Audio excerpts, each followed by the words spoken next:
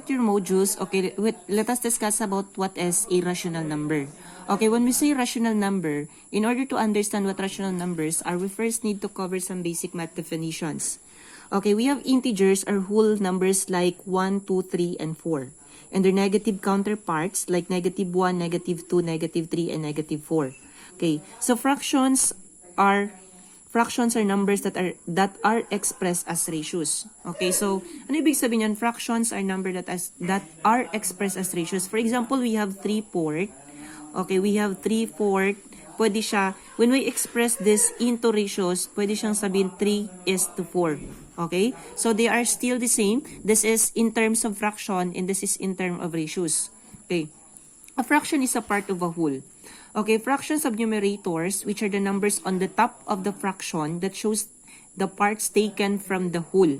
Okay, so fractions have numerators. Ibig sabihin, example, this is a 3/4. This is an example of a fraction. Okay, according to the definition, fractions have numerator. Masasabi mo siyang fraction if there is a numerator, meaning yung number na nasa taas. Okay, next, fraction also have denominators, which are the numbers on the bottom of the fraction that show how many parts are in the whole.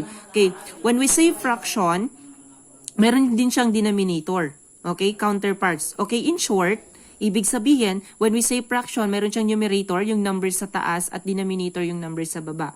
Okay. Then, express in this equation, a rational number is A all over B, where B is not equal to 0. Okay, bakit masasabi na B is not equal to 0? If the number, kasi pag yung fraction, 0 ang nasa baba, magiging undefined siya. Okay, meron kasi yun yung tatlo. Okay, pag yung 0, dinivide mo sa any number, ang sagot is 0. Next, pag yung 0, dinivide mo sa 0, ang sagot is indeterminate. When a number is divided by 0, the result is undefined. Okay, this equations that shows that all integers, finite decimals, and repeating decimals are rational numbers. In other words, most numbers are rational numbers. Okay, ibig sabihin, most of the numbers are rational numbers. Lahat ng numbers is an example of a rational number. Okay.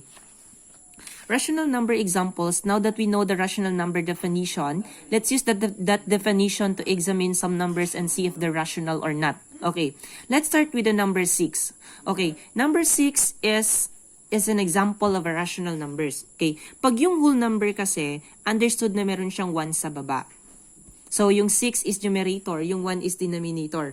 When expressed as 6, both the numerator and denominator doesn't equal to 0. What about the number negative 6? Okay, pag negative 6, can be written negative 6 all over 1 or 6 all over negative 1. Okay, so negative 6 all over 1, negative 6 all over 1, and 6 all over negative 1 are still the same. Kahit saan mo ilagay yung sign ng negative, they are equal. They are all negative. What is an irrational number? The opposite of rational numbers are irrational. It's in simple terms, irrational numbers are real numbers that can be written as a simple fraction like 6 all over 1. Ibig sabihin, pag sinabi nating irrational, it cannot be expressed into ratio.